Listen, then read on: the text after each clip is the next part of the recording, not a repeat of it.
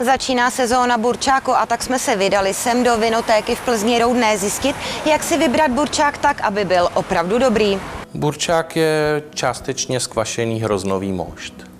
To znamená, že je to nějaký polotovar k výrobě vína? V podstatě dá se to tak říct. Vylisuje se šťáva z hroznů, která je náramně sladká a ta vlastně prokvášením postupně přechází ve víno. Cukr prokváší v alkohol a na konci je víno.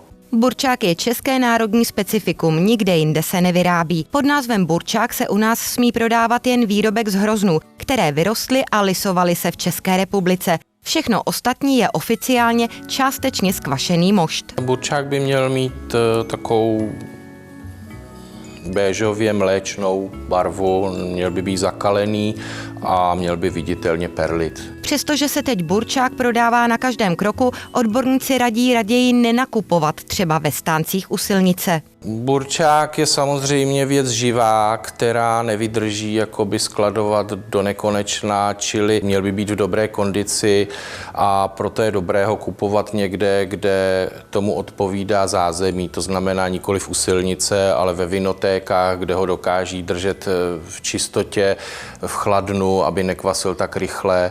Burčák je nejlepší lít do PET lahví, protože kvasí a uvolňují se z něj plyny, nikdy se neprodává ve skleněných lahvích. U těch totiž v případě těsného uzavření hrozí, že se sklo roztrhne. I plastové lahve s burčákem by měly být otevřené. Je dobré čas od času tu petku uvolnit a po případě skladovat úplně uvolněnou, aby ten plyn mohl odcházet a nedošlo k výbuchu, což se taky občas stává. Odborníci doporučují vypít burčák, který koupíme, nejpozději do 3 dnů.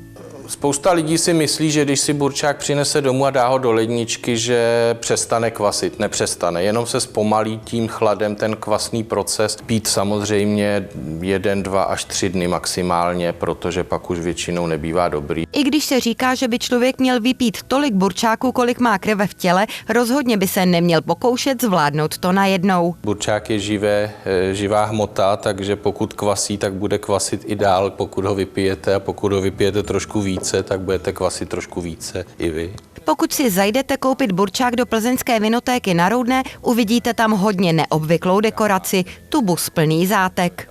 To jsme udělali soutěž pro naše zákazníky. Od poloviny září do poloviny prosince bude mít každý zákazník možnost při každém nákupu tipovat, kolik obsahuje ten tubus zátek a ti nejlépe tipující budou odměněni hodnotnými cenami.